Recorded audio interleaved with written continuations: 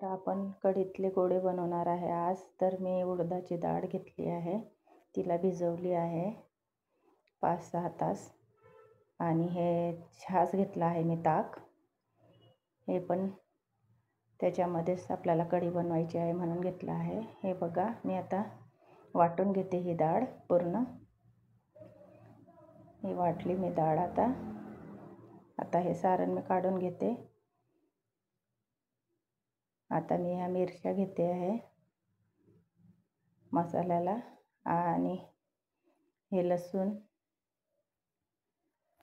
थोडंसं अद्रक, जिरा, धनिया. आता मी हे वाटण करून घेते. आता बघा, मी हळद टाकते त्याच्यात, आणि हे मिरचीचं वाटण केलं होतं ते मिक्स करते मी त्याच्यामध्ये. धनिया टाकते. आता मी नीट व्यवस्थित त्याला मिक्स करून घेते.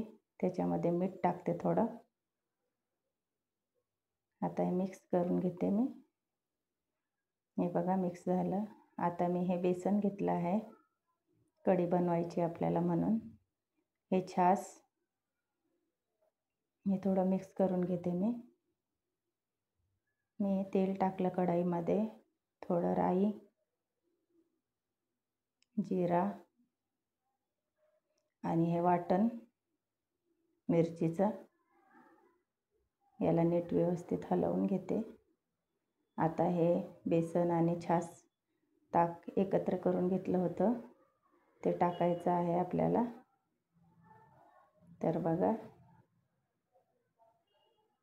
आपल्याला आधी कढी करून घ्यायची आहे. थोडं पाणी टाकून मिक्स करून घेते.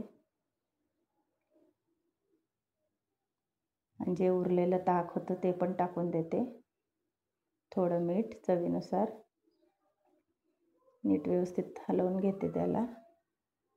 आणि हे मी थोडे गोडे टाकते त्याच्यामध्ये, उडदाच्या डाळीचे हे.